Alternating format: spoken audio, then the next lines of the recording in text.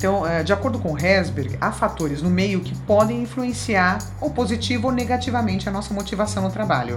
E assim ele descobriu o que a gente chama de fatores higiênicos e os outros fatores motivacionais. Fatores higiênicos são aqueles cuja presença absolutamente não motiva o empregado, mas a ausência desses fatores é capaz de desmotivar, ou seja, vai afetar negativamente a produtividade. Já os fatores motivacionais são aqueles cuja presença é capaz de motivar os empregados.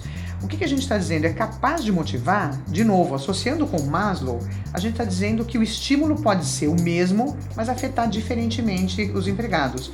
Então, pensando em fatores motivacionais, são aqueles cuja presença pode afetar positivamente a motivação. São exemplos de fatores higiênicos: amizades, ambiente físico de trabalho, cultura organizacional, condições de trabalho, proximidade do trabalho à casa do empregado, estabilidade, salário, benefícios. Ou seja, são aqueles fatores que dizem respeito à organização. Praticamente todo mundo na organização tem acesso a um salário bom comparativamente ao mercado, tem um clima organizacional bom com relação a amizades, a ajuda mútua entre os empregados, tal. Então a gente está falando sobre fatores que dizem respeito a todos. E a gente chama esses fatores de atração e retenção de empregados. Portanto, eles não afetam a motivação, mas eles podem provocar a ausência dela. Já os fatores motivacionais são aqueles, então, cuja presença pode motivar. Que fatores são esses? São associados normalmente ao cargo ou à pessoa.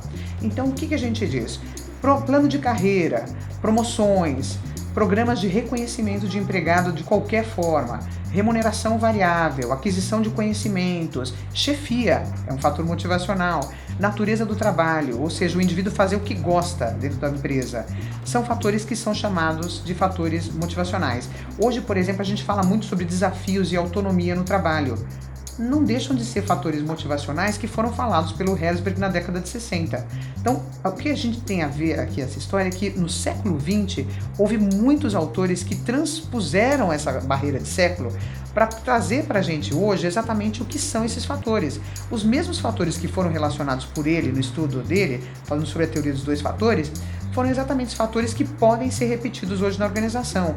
E é importante que um profissional de RH saiba exatamente que ele tem esses fatores como ferramentas para poder ou reter empregados ou melhorar o ritmo de produtividade a partir da motivação dos mesmos.